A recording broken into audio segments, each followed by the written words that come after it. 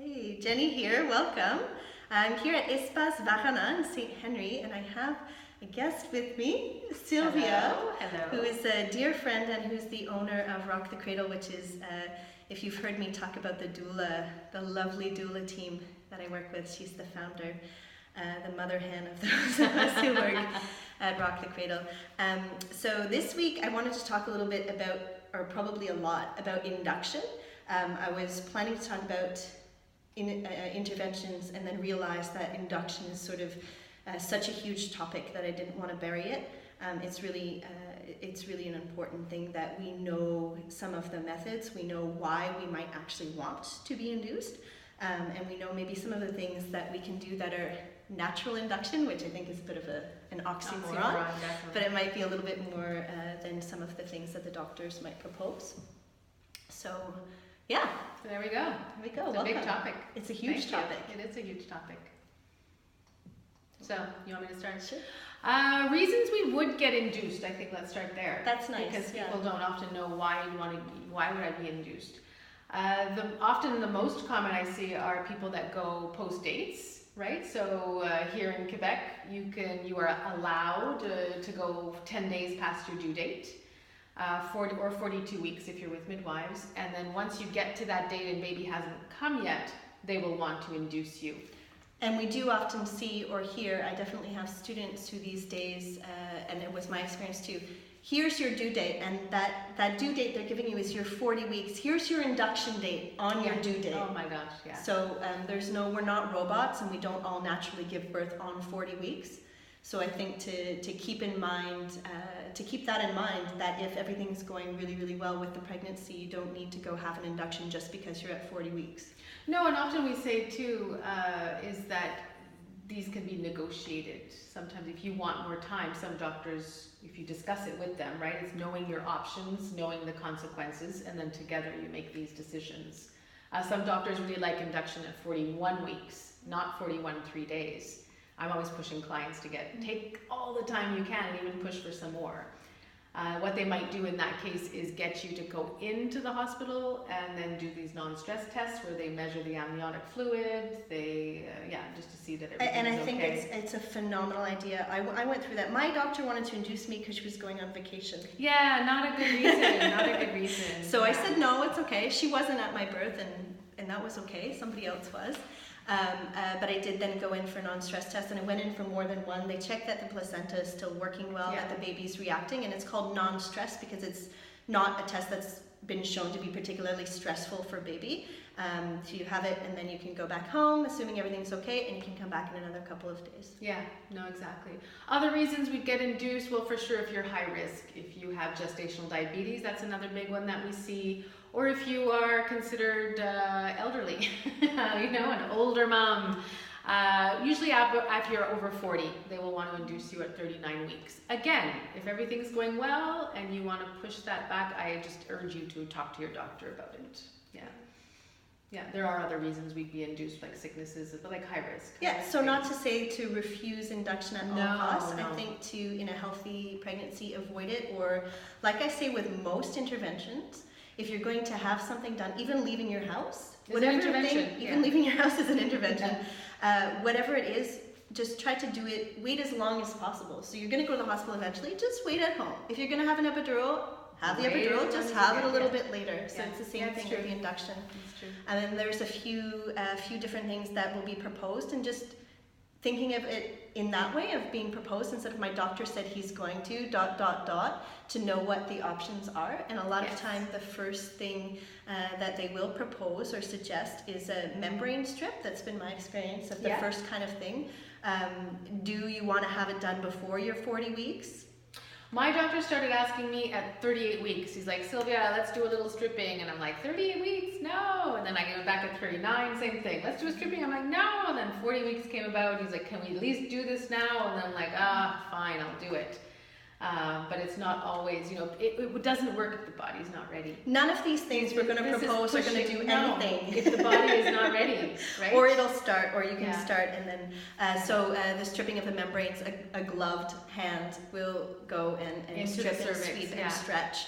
I had it done. I did not enjoy it. It's not an enjoyable thing. But some people feel that it's sort of lower on the list of...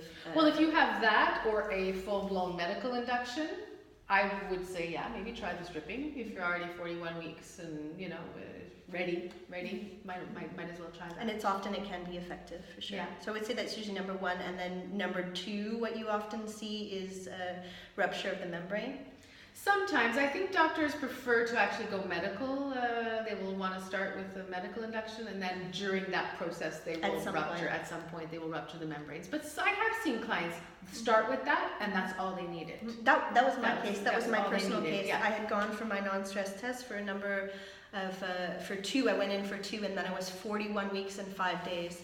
And didn't go home. I stayed at the hospital. They broke my water with. So how they do it is, it sounds painful and it's not. It's not at all. Not at all. It is an intervention, just to keep it in mind, like a crochet hook, and they burst the water. That was enough for my contractions to get going personally.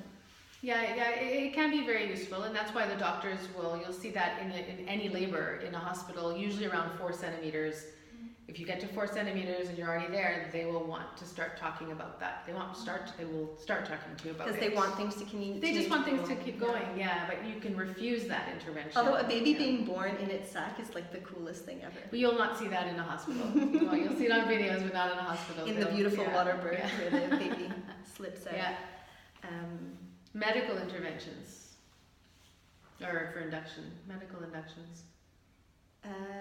I guess the next one, sometimes it just so depends. It depends on the doctor. It depends on where you are. I would say the cervidil. It's the cervix. Yeah, if your cervix is closed and hard, still, even at that point in time, they will need to soften it before they can start contractions. And it could be too that you're at the hospital because your water broke and then not a lot is happening. So you're going to have to find a second induction method, which could be any of the ones we're going to... Yeah, the Cervidil is a tampon that they will insert into the vagina, and it has prostaglandins on it, like a gel in their gel. And we'll come back. Let's come back to prostaglandins in a minute. Yeah, and then that's one thing. They will keep you at the hospital, so it's a longer process. That's why we want to avoid inductions there, because they can be really long. You'll keep that in, you'll sleep overnight, and then hopefully that you'll start either contracting, or at least the cervix will start to open. And for some people it happens fast, because I think they used to send people home more with that, and now they keep them now. They keep, because it could go fast. And like any induction, when you start to, or like any intervention, you start with that one. A big reason why people tend to look at avoiding or at least delaying those kinds of interventions is the baby's heart can start to decelerate, can start to slow down. So once you start with one, when we talk about the cascade of interventions, maybe we start with an induction, and it doesn't always.